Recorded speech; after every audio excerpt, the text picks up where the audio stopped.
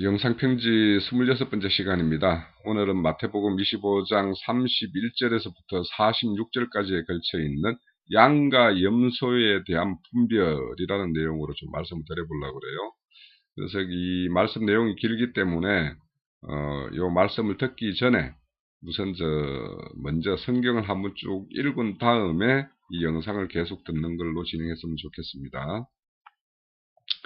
이 마태복음 25장 31절에서 46절까지 양과 염소의 어떤 분별에 대한 내용은 25장에는 그 앞서 두 가지의 어떤 비유가 있어요. 열처녀 비유가 있고 종에게 달란트를 주어서 장사라고 하는 이 내용이 앞서 있습니다. 그렇다면 그 앞선 두 비유도 양과 염소의 어떤 분별과 연결선상에 있다라고 우리가 이제 볼 수가 있어요. 그래서 앞선 그 두 가지 비유의 어떤 간단하게 말씀드리면 열처녀 비유인데, 열처녀 중에 다섯 처녀는 등과 기름을 다 준비한 다섯 처녀가 있고, 등만 준비하고 기름을 준비하지 못한 다섯 처녀가 있어요.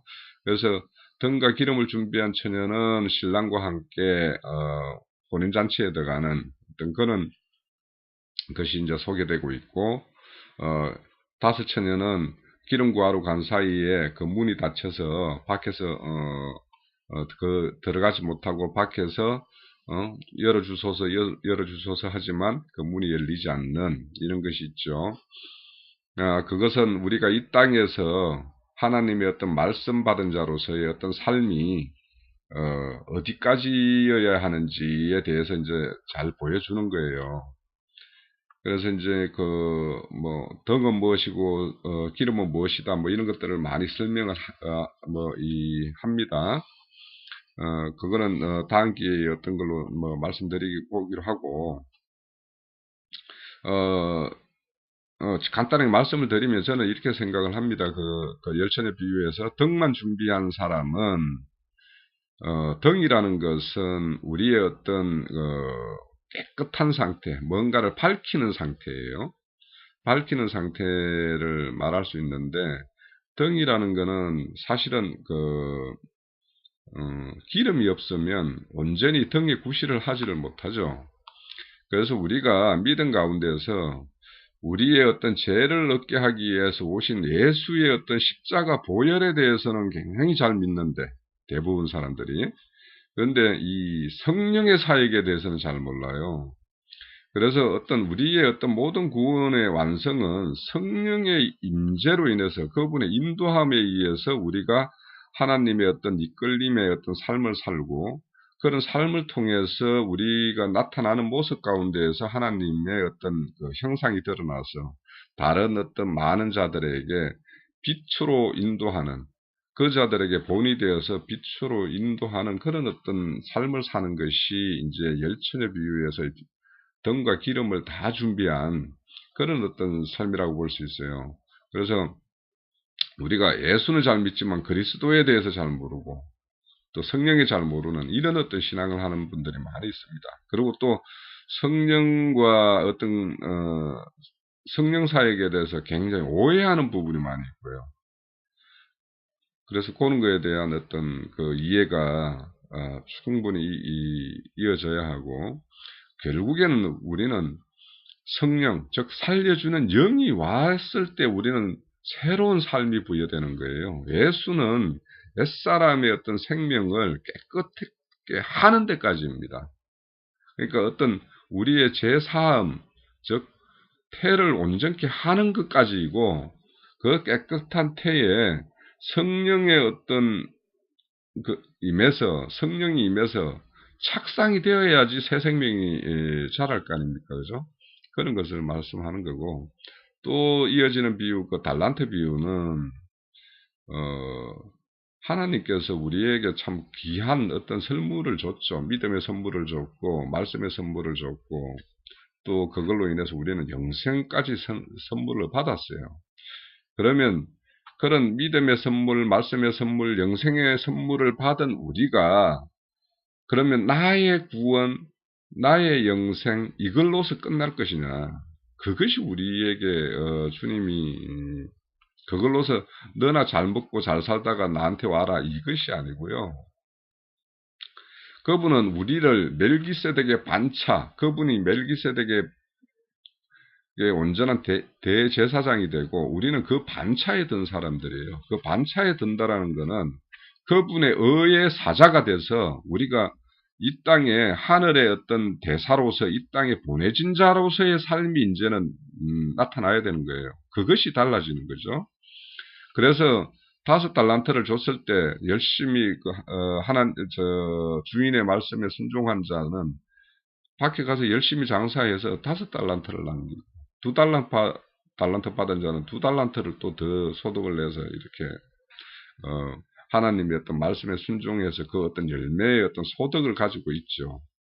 그런데 그 불의한 한 종 하나는 그 주인이 맡겨놓은 그 1달란트를 혹시 그것도 잃을까봐 땅에 묻어두었다가 주인이 올 때 그대로 그걸 하나 내 보여주는 어떤 그런 종이 있었죠. 그런 종을 불의한 종이라고 그래요. 자, 이것은 뭐냐면 우리가 하나님의 말씀, 의의 말씀 이런 것을 받았으면 그것이 우리의 어떤 삶 가운데에서 어떤 전도자의 삶을 통해서 하나님의 어떤 자녀들을 어둠에 있는 사람을 빛 가운데로 인도해서 하나님의 자녀를 삼는 그래서 하나님 나라가 확장되는 이런 일들에 이제 참여를 해야 된다라는 것이죠. 그래서 그런 어떤 두 가지 비유에 이어서 나오는 것이 이제 양과 염소의 어떤 분별이라고 이렇게 말씀할 수 있는 내용이 들어있어요. 그런데 이거는 뭐냐면 결국에는 앞에 5처녀, 또 5달란트, 2달란트 받은 종과 1달란트를 그냥 땅에 묻은 종에 대한 어떤 심판성을 이야기하는 것과 맥을 같이 하고 있어요. 그래서 이 양과 염소의 분별은 결국에는 뭐냐면 그리스도의 심판 때에 우리가 설 텐데 그때 이렇게 하나님께서는 우리가 이 땅에서 살면서 행했던 어떤 내용 가지고 양이냐 염소냐 판별을 한다라는 거예요. 그래서 우리는 이제 흔히 말합니다. 우리는 주님의 보좌 앞에 나아갈 사람들입니다. 그래서 보좌라는 것은 크게는 이제 은혜의 보좌, 또 영광의 보좌 이런 말을 해요. 그런데 이제 흔히 은혜의 보좌라는 것은 지금 이제 우리가 은혜를 받을 때, 그분께서 우리에게 은혜를 베풀 때, 지금 우리 교회 시대, 지금 시대가 이제 은혜의 시대 아닙니까, 그죠? 그래서 이제 고린도후서 6장 1절 2절에 보면 우리가 하나님과 함께 일하는 자로서 너희에 권하노니 하나님의 은혜를 헛되이 받지 말라. 가라사대 내가 은혜 베풀 때에 너를 듣고 구원의 날에 너를 도왔다 하셨으니 보라 지금은 은혜 받을 만한 때요. 보라 지금은 구원의 날이로다. 이렇게 말을 해요. 그래서 은혜의 보좌라는 것은 지난 앞선 시간에 씨 뿌리는 자의 비유라고 말씀을 드렸던 그러니까 농부가 농작물을 지금 계속 가꾸고 가을에 어떤 풍성한 열매를 위해서 이렇게 열심히 이렇게 가꾸는 단계예요. 그래서 우리는 지금 하늘에서 내려주는 어떤 그런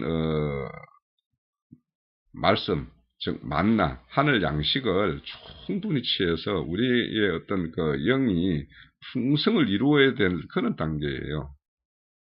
그렇지만 이것이 언제까지겠냐라는 거죠.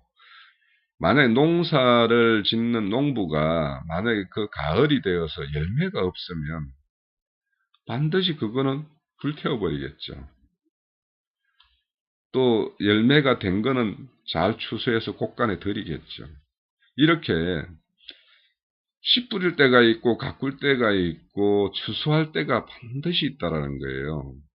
그러면 이 양과 염소의 어떤 분별이라는 것은 결국에는 추수 때의 이야기를 이제 하고 있는 거겠죠. 그래서 이 내용에 보면 오른쪽에 있는 양들에게는 창세로부터 너희를 위하여 예비된 나라를 상속하라고 이야기해요. 그러니까 창세 전에 하나님께서는 우리에게 영원한 세계를 이렇게 마련해 놨어요. 그 세계를 어떤 자가 상속하냐면 오른쪽 양들에게 상속시켜 준다라는 거예요. 그러면 여기에서 등장하는 양과 염소는 지금 오늘날 교회에 출석해서 신앙생활을 안 하는 사람들이냐 하면 하는 사람들을 말하고 있어요. 양과 염소는. 그러니까 여기에는 믿지 않는 자는 여기 이 판단의 대상이 안 되는 거예요. 이미 그 자들은 믿지 않기 때문에 판단이 내려져 있는 상태라고 그러죠. 너희 그 요한복음 3장 18절인가 19절에 보면 너희들은 믿지 않으므로 이미 판단받았다라고 이야기하지 않습니까? 그래서 성경의 이야기는 모두 믿는 자들에 대한 이야기예요. 그런데 믿는다라는 사람들 중에 어떻게 믿고 있고 어떻게 실행을 하고 있느냐에 따라서 이렇게 판단이 달라진다라는 거예요. 자, 여기 내용을 보면 염소의 무리는 여러 가지 선행을 행했다라고 해요. 그래서 주님이 너희들은 나에게 먹을 것을 주지 않았고 입을 것을 주지 않았다라고 이렇게 이야기하니까 내가 언제 그렇게 안 했습니까? 어? 저는 지금까지 그렇게 했는데 왜 저보고 그런 걸 하지 않았다라고 여깁니까? 라고 이렇게 항변을 해요. 왜 이 자들은 그러면 이 자들이 지금 하지 않았는데 했다라고 심판대 앞에서 거짓 증언을 하는 것입니까? 아닙니다. 이 사람들 열심히 했습니다. 나름대로는. 그런데 하나님은 하지 않았다라고 판단을 하는 것이 문제예요. 정은석에 선 사람은 했다라고 그러고 판단하는 분은 안 했다라고 그러면 두 사람 사이에는 뭔가 판단의 기준이 다르다라는 것이 되겠죠. 이것이 문제입니다. 우리가 신앙을 한다라고 하면서 열심을 냈는데 그것이 최종적으로 너는 네가 한 것은 나는 전혀 받은 적이 없어. 이렇게 되면 결국에는 뭐냐면 우리 성경에 처음 이야기를 열어가는 가인과 아벨의 제사를 가인도 정성껏 땅의 소출을 가지고 제사를 드렸어요. 그런데 하나님이 안 받았어요. 그거에 대해서 분노해서 동생을 죽이는 일을 벌이죠. 자, 이렇게 너희들은 안 했다라고 할 때 언제 안 했습니까? 따지는 이 염소들 결국에는 이 염소들의 어떤 신앙이라는 것은 가인의 제사 신앙이었다라는 것이거든요. 이게 심각한 거예요. 모든 걸 행했는데 열심을 냈는데 하나님께서는 인정을 안 해주시는 이는 비참함이 있을 수 있다라는 것입니다. 반면에요. 양들은 언제 제가 그렇게 행했습니까? 반문해요. 저는 한 기억이 없는데요 라고 해요. 이게 왜 이럴까요? 왜 염소는 안 했다라는 데에 대해서 했다라고 하고 양들은 너희들은 내가 배고플 때 먹을 걸 줬고 내가 벗었을 때 너는 옷가지를 줘서 내가 입게 했고 뭐 이렇게 말을 합니다. 왜 양들은 그걸 기억하지 못할까요? 이거는 말이죠. 염소는 사람의 열심으로 행했어요. 자신의 열심으로 행했어요. 내가 이렇게 하면 하나님이 기뻐하실 거야 라는 생각으로 열심히 행했습니다. 그런데 양들은 부지불식간에 그것이 그냥 흘러나온 거예요. 내 안에 들어있는 생명의 순리에 의해서 그냥 그것이 쭉 흘러나왔기 때문에 그걸 굳이 기억하고 말고 할 것이 없어요. 그래서 기억을 못해요.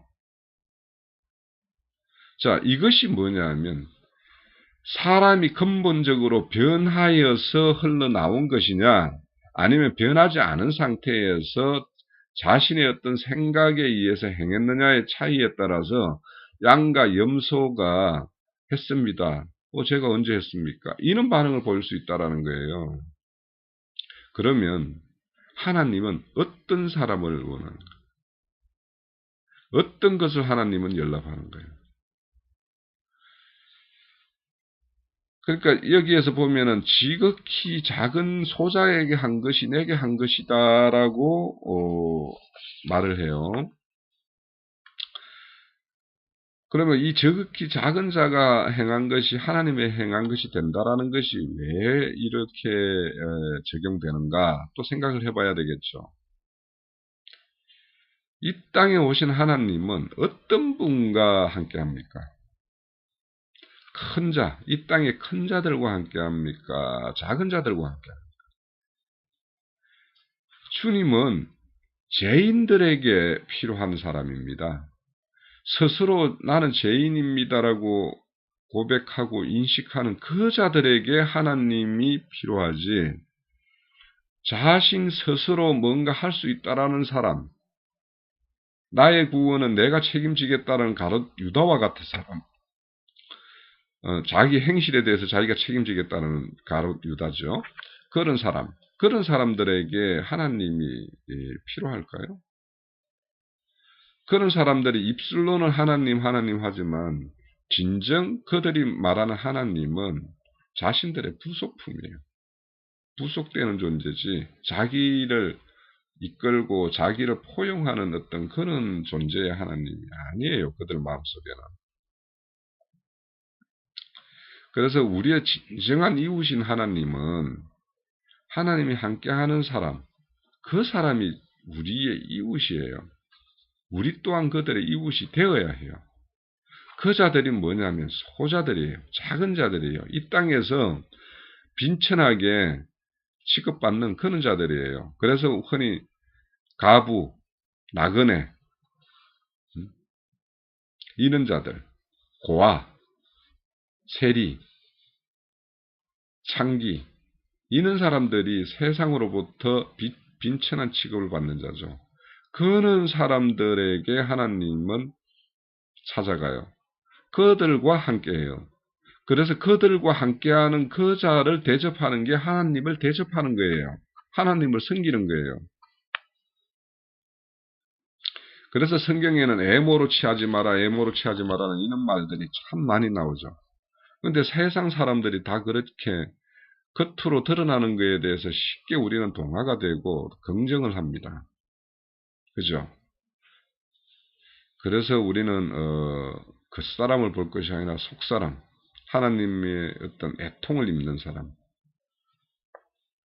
하나님에 대해서 애통한 심령을 가진 사람, 이런 사람들에게 하나님은 함께하기 때문에 그들에게 우리가 함께 해주는 것이 하나님과 함께함이요, 하나님과 동행함이요, 하나님을 섬기는 것입니다. 자, 여기에서 양과 염소의 문제는 단순한 문제가 아닙니다. 구원의 문제입니다. 우리 교회 생활의 실행의 문제이에요.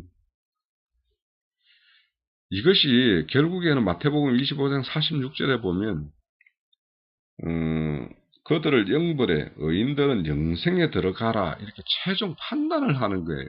이 양과 염소의 어떤 구별에 따라서. 그래서 이것은 신앙의 어떤 결국의 모습이에요. 그래서 우리가 어떤 구원, 어떤 믿음을 가지느냐에 따라서 양의 신앙을 할 수도 있고 염소의 신앙을 할 수도 있다라는 거예요. 또 우리는 이미 주님께서 이 땅에 오셔서 이루어 놓은 그것을 믿는 믿음, 그래서 그 이루어 놓은 것을 나의 것으로 취하는 것, 그러므로 인해서 이게 복음이 되는 것이거든요. 내가 뭔가를 이루어야 될 것이 있다라면 이거는 복음이 아니에요. 이거는 짐이 돼요. 또 우리가 혼의 이룰 구원이라고 하면 이제 혼의 구원 이런 걸 말하는데요. 이거는 이룰 구원이라는 그 말도 그 주체는 저희들이 아니에요. 자, 이룰 구원이라는 거는, 이룬 구원은 주님께서 십자가에서 보혈의 피 흘려 주심으로 인해서 우리를 재사함했다라는 것은 이루어진 사실이에요. 그 사실은 이루어진 사실을 믿어야 되는 거예요. 그런데 우리가 흔히 혼의 구원이라는 것은 이룰 구원이라고 이야기를 해요. 그러면 이 이룰 구원은 내가 열심히 내 혼을 이루느냐? 이것을 착각해서 많은 사람들이 그 영성이다, 성화주의다, 뭐 이런 말들이 나와요. 근데 이 이룰 구원의 주체도 성령님이 임재해서 우리 안에서 그분의 인도로 의해서 이루어질 것을 말하는 것이지, 그것을 나의 열심을 내서 내가 뭔가를 하나님의 어떤 그 복음에 내 열심을 보태야 되는 이런 걸로 오해하면 정말 곤란합니다. 그렇게 보태가지고 신앙한 사람들이 바로 염소예요. 그래서 그 사람들은 뭐냐면 나의 열심, 나의 공로로 쌓았던 그것이 있기 때문에 왜 내가 안 했습니까? 라고 이렇게 주님의 앞에 항변을 한다니까요. 우리는 우리의 구원은 그저 받는 겁니다. 그저 받는 자, 그저 받은 구원, 그걸 받은 자로서의 삶이 어떤 것인가에 대해서 생각하는 것과 내가 구원을 성취하기 위해서 내가 뭔가를 보태야 되고 나의 어떤 노력이 더해져야 된다라고 하는 것은 천지차이예요. 이거에 대해서 분명한 어떤 선을 그어줘야지 우리가 바른 신앙을 할 수 있어요. 우리가 우리 자신의 구원을 위해서는 할 것이 아무것도 없다니까요. 그런데 주님께서는 우리에게 교회를 위해서 또 그분이 남겨진 고난을 위해서 너희가 갈 길이 있다라고 말을 해요. 그렇게 해서 우리가 당하는 어떤 고난이나 십자가는 당당히 우리가 지어야죠. 그거하고 내 구원에 이루는 문제하고는 전혀 다른 거예요. 이걸 구분하셔야 됩니다.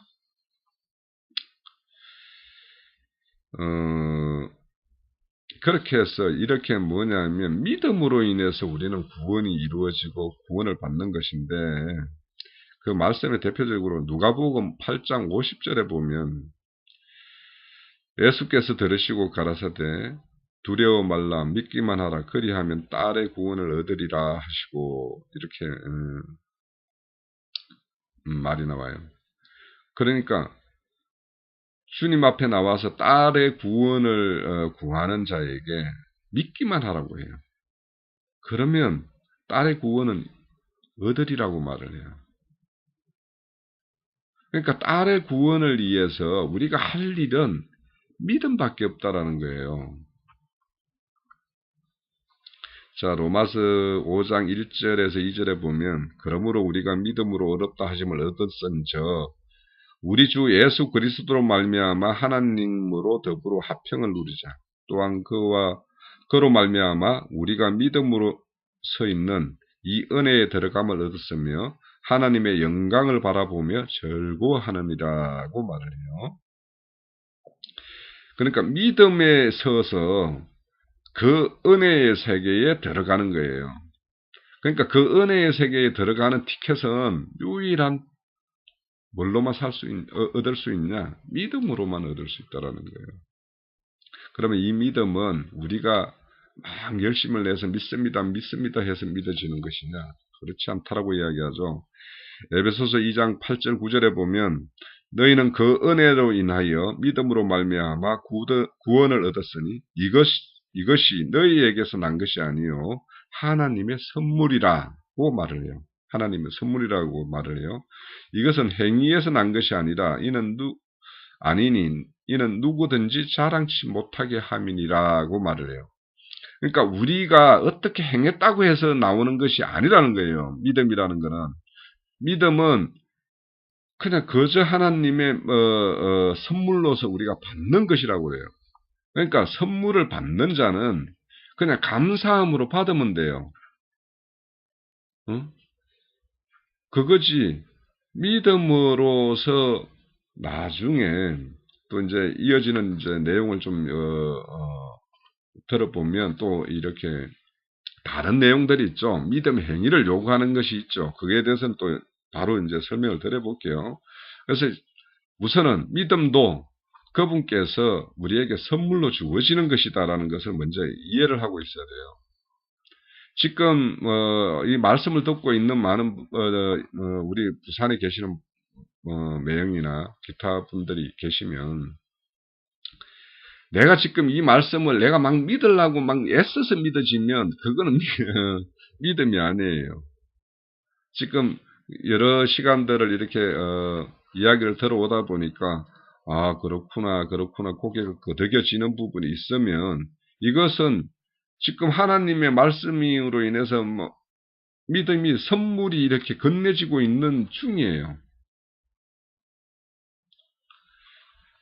그래서 이 믿음을 받게 되면 이 믿음이 내 안에서 또 다른 믿음을 이끌어내요. 그래서 믿음이 일을 해요.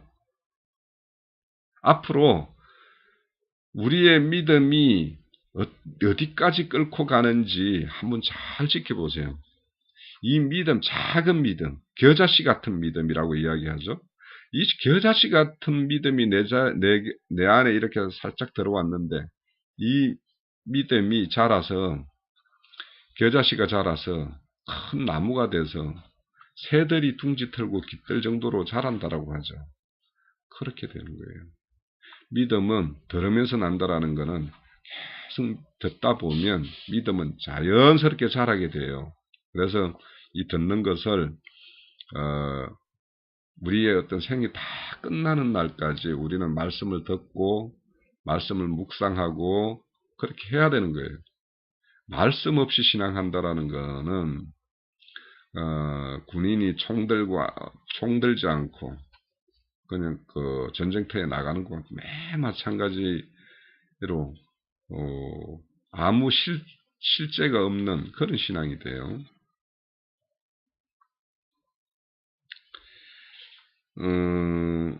또 데살로니 후서 2장 13절에 보면 주의 사랑하시는 형제들아 우리가 항상 너희를 위하여 마땅히 하나님께 감사할 것은 하나님이 처음부터 너희를 택하사 성령에 거룩하게 하신과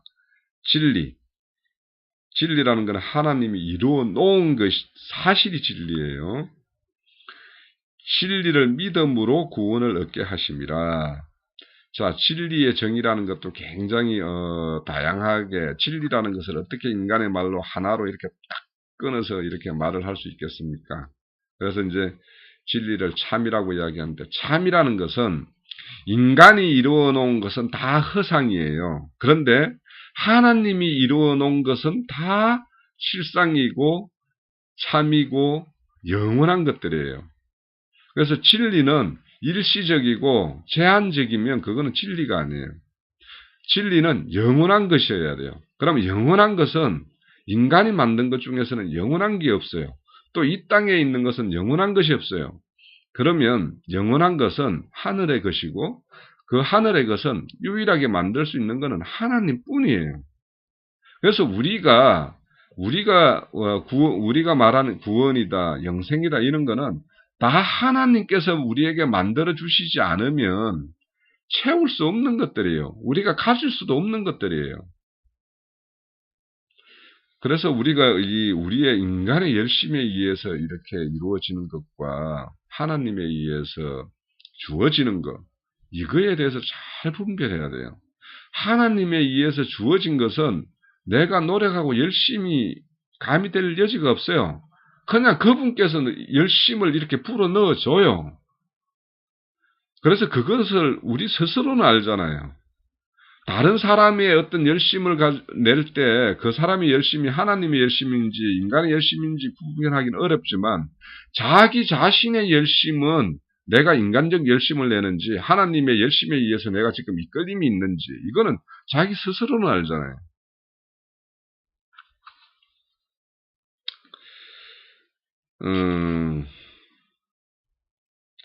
자, 그런데 지금까지 제가 하나님에 의해서 주어지는 것에 대해서 이제 이 말씀을 드렸어요. 그러면 성경에 대해서는 그러면 너희 행위에 대해서 판단한다. 행위대로 갚아준다. 뭐 이런 말들이 있죠. 그러면 모든 게 선물로서 하나님에 의해서 주어지는 것이라고 이야기하는 부분과 너희들이 행한 부분에 대해서 상 주고 갚아준다 이런 것과 뭔가 좀 헷갈리죠. 좀 다른 말 같고. 그러면 이거에 대해서 어떨 때는 이런 말하고 어떨 때는 저런 말하는 하나님의 말씀이 그러면 그렇게 이중적인 어떤 그런 말 내용이면 이게 하나님 말이겠습니까? 그럴 수가 없겠죠. 그러면 성경에는 왜 이런 기록이 같이 한 성경책에 이렇게 기록되어 있는가에 대해서 알아봐야 되겠죠. 그래서 이거에 대해서 굉장히 많은 분들이 오해를 해요. 그래서 심지어 야고보서 같은데 행함이 없는 믿음은 믿음이 아니고 귀신의 믿음이다 뭐 이런 말을 해요. 그럼 거기서 말하는 행함이 무엇인지 또 이런 것을 알지 못하면 우리가 그래서 심지어는 뭐냐면 야고보서 같은 책을 그냥 쓰레기 책이다라고 이렇게 그냥 판단하는 어떤 그런 사람도 있다고 그래요. 지금 뭐 그 어떤 사람이 좀 유명한 사람이었던 것 같은데 제가 기억이 안 나는데 그런 사람이 있어요. 그러면 그런 사람들은 무엇을 크게 오해했을까 한번 생각해 볼 필요가 있죠. 그러니까 그런 분들 우리의 어떤 믿음의 어떤 사람에게는 본이라고 생각하고 참 큰 자라고 생각하면서 따르는 그 자들이 뭘 오해했기 때문에 야고보서는 쓰레기 복음서라고 이야기했는지 우리가 반드시 알아야 됩니다. 왜냐하면요, 이것이 우리가 믿는 자들끼리 나누다 보면 야고보서의 어떤 행함 이것을 무지 강조하는 분들이 있어요. 그래서 그 자들은 뭐냐면 늘 흔히 말하는 구제사업이라든지 사랑이라든지 봉사활동이라든지 이런 외형적으로 이렇게 드러나는 어떤 행위의 어떤 신앙을 굉장히 강조합니다. 물론 그거 필요합니다. 제가 이 말씀들 혹 이제 이어지는 말씀에서 그 내용을 열어갈 때 그런 것이 필요 없다라고 이야기하는 걸로 오해하면 그것도 참 듣는기가 참 의심스러워요. 그래서 제가 이어지는 강론에서는 이 양과 염소의 어떤 행함이 앞서서도 이제 상당히 많은 부분을 말씀을 드렸습니다. 왜 하나님은 너는 이렇게 행하지 않았다라고 하는데 그 자는 행했다라고 이야기해요. 너는 나에게 이런 것을 행하여서 내가 기뻐 받았다라고 하는 자라고 하나님은 말씀하는데 내가 언제 행했습니까? 이 차이가 결국에는 야고보서에서 말하는 그 행위를 오해하면 그렇게 된다라는 거예요. 그런 결론이 나는 거예요. 그래서 우선 양과 염소의 분별에 대해서 첫 시간 영상 편지 26편은 여기서 줄이고 27편으로 이어가도록 하겠습니다.